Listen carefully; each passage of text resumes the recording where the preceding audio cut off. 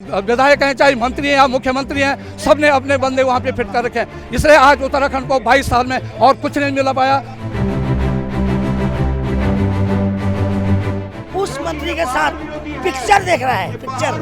दुर्भाग्य है, शर्म आती है कि धामी जी, अगर आपके पास अगर नेता जो है काबिल नहीं है तो हमारे पूर्व सैनिकों से कोई नेता चुन के, कोई सैनिक चुन के हम जो है अपने राज्य को चलाने में सक्षम है। तमाचा है धामी भाई, तमाचा।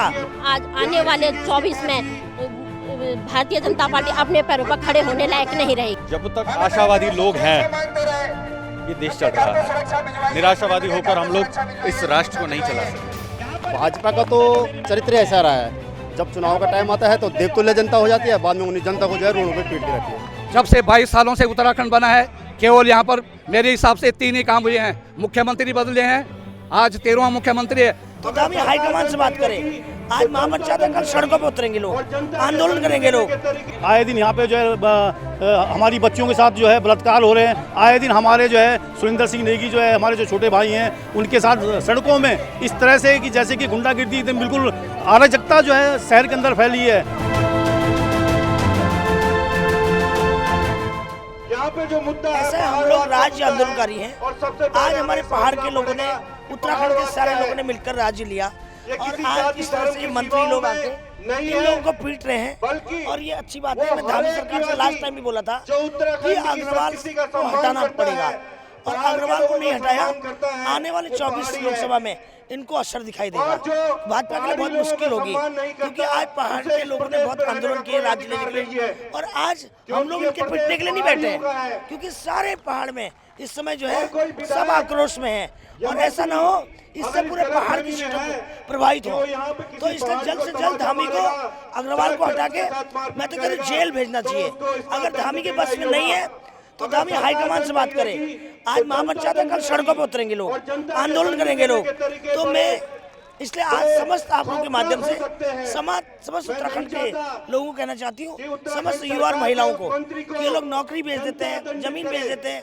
आज हम सबको एक होना पड़ेगा और आने वाले लोकसभा चुनाव में इनको सबक सिखाना पड़ेगा, क्योंकि ये उन लोगों का गुरूर है कि हमको कोई नहीं हटा सकता। जैसे इन्होंने अंकिता भंडारी में न्याय नहीं दिया, अभी तक तमाम पूरा देश अंकिता के लिए न्याय मांगता रहा। इन लोगों के कान में जूनी होगी, क्योंकि वीआईपी इन्हीं का था, वीआईपी इन्हीं का था।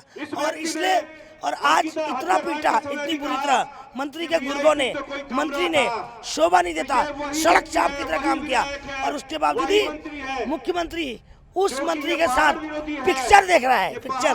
दुर्भाग्य है, शर्म आती है। इतना सब कुछ हो गया, हम उत्तराखंड के लोगों के मुंह पर तमाचा है धामी भाई, तमाचा, जो तमाचा। और उसके बाद सारे पहाड़ के लोग नाराज हैं और ऐसा ना हो कि ये आंदोलन और पूरा विकराल रूप ले ले और 5 सीट हार जाए, कोई बड़ी बात नहीं है। बचा के रखनी है तो सबसे पहले हमें इस तरह के जो पॉलिटिशियन हैं उन्हें सत्ता से बाहर करना होगा। बीजेपी ने पहाड़ प्लेन की खाई बनाई है, पहाड़ चिल्लाती है। आज पहाड़ियों का हाल देखो, सारे पहाड़ी है। तो मैं तो कहती हूँ पहाड़ मत चिल्लाओ, ये उत्तराखंड है, सब लोग एक है। मगर पहाड़ियों के साथ आपने जो किया है, उनके नाम का इस्तेमाल किया, जो कि आने वाले चुनाव में इनको सबक मिलेगा। उत्तराखंड के हर जिले, हर ब्लॉक, हर तहसील में अगर आप चल जाएं तो आज आंदोलनजीवी लोग आपको कहीं ना कहीं वहाँ पर किसी न किसी मांग को लेकर दिख जाएंगे। ये न्याय की लड़ाई थी। इसके 3 बिंदु थे। एक राजनीतिक न्याय हो, एक न्यायिक न्याय हो, जो कंप्लेन हुई है उसमें कैसे क्या प्रोसेस हुआ, चार्जशीट दाखिल हुई, एफआईआर लगी नहीं लगी, और तीसरी है प्रशासनिक रूप से विभागीय न्याय मिले। जो मानने वाले पुलिस वाले मित्र पुलिस थे उनके ऊपर क्या कार्रवाई। तो इस महापंचायत का जो मकसद था वो यही था कि सुरेंद्र नेगी भाई के साथ हम लोग खड़े हों और जो गलत हुआ है उसकी जो न्यायिक यात्रा है वो कहाँ तक पहुँची, क्योंकि हम सब लोग संतुष्ट नहीं थे। इसलिए सब ने ये कहा कि हम सब लोग आज महापंचायत के माध्यम से अपनी अपनी बातें रखेंगे और जो एक माहौल प्रदेश में बन रहा है उससे कहीं ना कहीं बाहर निकले। इसका कारण बताया गया जी, सुरक्षा की दृष्टि से महापंचायत से फर्क पड़ेगा सरकार के। अरे सुरक्षा किसे चाहिए? देखिए, हम आशावादी हैं और लोकतंत्र में जब तक आशावादी लोग हैं ये देश चल रहा है। निराशावादी होकर हम लोग इस राष्ट्र को नहीं चला सकते। आशावादी होना अति और मुझे लगता है बहुत ज़्यादा ज़रूरी है, बहुत ज़्यादा आवश्यक है। जी, मैं इस बात को लेके हमेशा आवाज़ दे रही हूँ इस सीएम धामी जी को कि आप इसको नज़रअंदाज मत कीजिए, आप देखिए और न्याय कीजिए। जब तक प्रेमचंद अग्रवाल जी अपने पद पे बने रहेंगे तब तक मुझे न्याय नहीं मिल सकता। उनको बर्खास्त कीजिए और न्याय को निष्पक्ष पूर्ण से जांच कीजिए। जी जी नहीं हो पा रही। जब तक वो अपने मंत्री पद पे बने हैं तब तक न्याय नहीं मिलता, ही तक न्याय निष्पक्ष नहीं हो पा रहा जांच। मैडम, कब तक अगर आपकी मांगों को नहीं माना गया तो आपका अगला कदम क्या होगा? अगर आप लोगों की मांगों को ना माना गया तो आपका अगला कदम क्या होगा? जी नहीं, क्यों जनता आज ये फैसला कर देगी, आज जनता फैसला कर देगी कि धामी जी को बता देगी कि ये न्याय जल्द से जल्द करें। और हमें इसलिए महापंचायत रखी है कि इसमें जनता सीएम धामी को बता देगी कि आप न्याय कीजिए जल्द से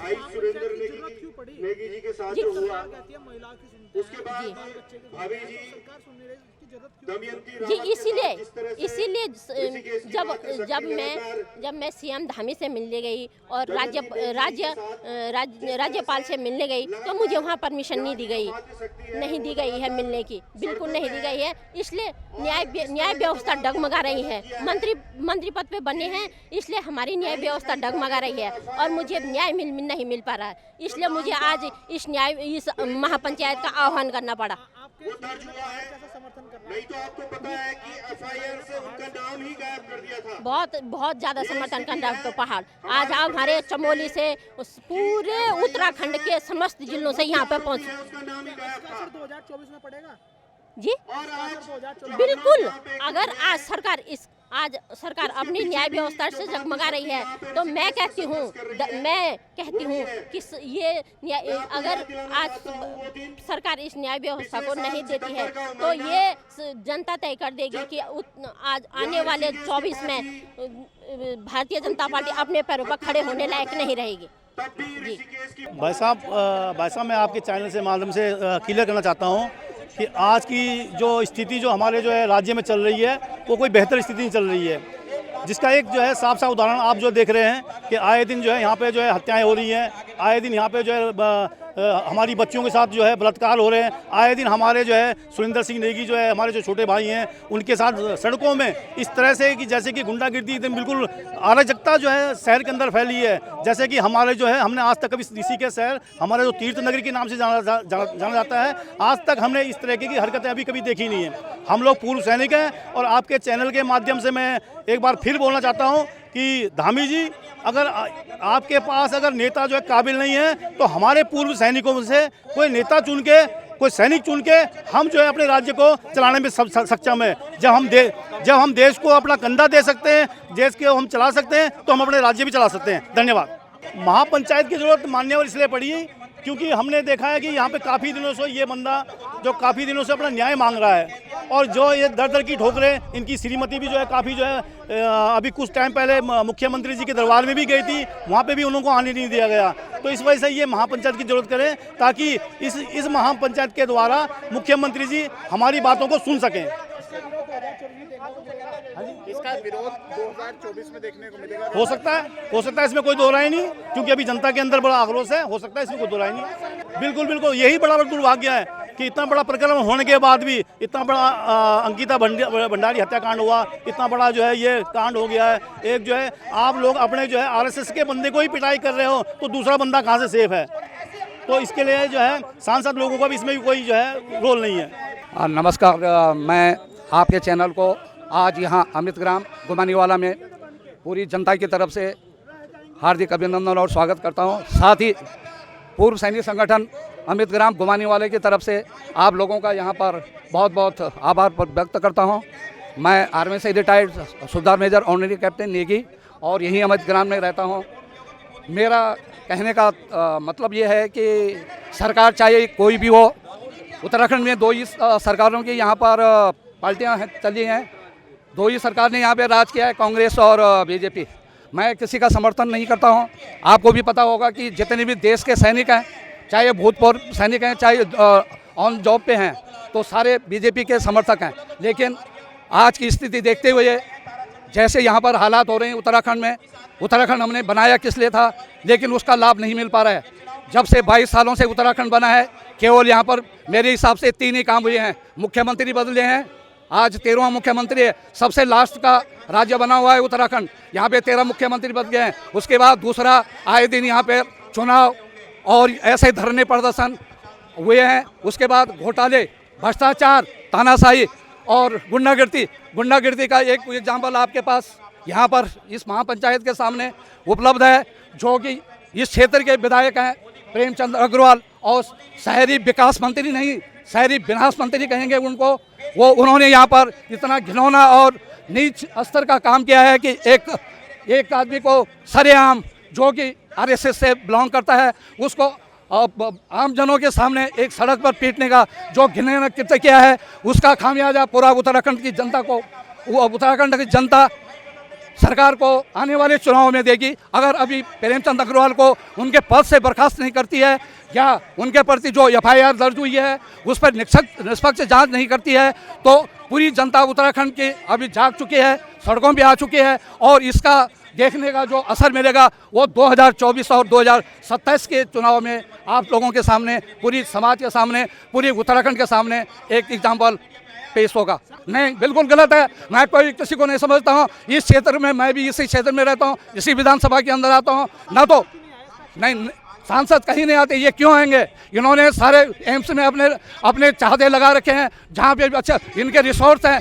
इनके अच्छे इनके संपत्ति अड़की हुई है। ये क्यों कहेंगे? हमने मांग किया था कि यहाँ पे एम्स में उत्तराखंड वाले को 70% आरक्षण मिलना चाहिए, लेकिन कौन बोलेगा? वहाँ पे मंत्री, चाहे विधायक हैं, चाहे मंत्री हैं या मुख्यमंत्री हैं, सब ने अपने बंदे वहाँ पे फिट कर रखे हैं। इसलिए आज उत्तराखंड को 22 साल में और कुछ नहीं मिला पाया। यहाँ पर केवल आंदोलन हुए हैं, मुख्यमंत्री बदले हैं और इस ऐसे धरना प्रदर्शन हुए हैं। तो ये उत्तराखंड की 22 साल की उपलब्धि है। और मैं कह रहा हूँ सांसद भी कुछ नहीं है, सांसद ने भी अपनी चोली दामन का साथ है सबका, एक ही थैले के चट्टे बट्टे, चाहे विधायक है, चाहे कांग्रेस है, चाहे बीजेपी है, किसी ने यहाँ पे कोई विकास नहीं किया। उत्तराखंड को ये आज 22 सालों में एक निम्न स्तर की श्रेणी में ले आए हैं।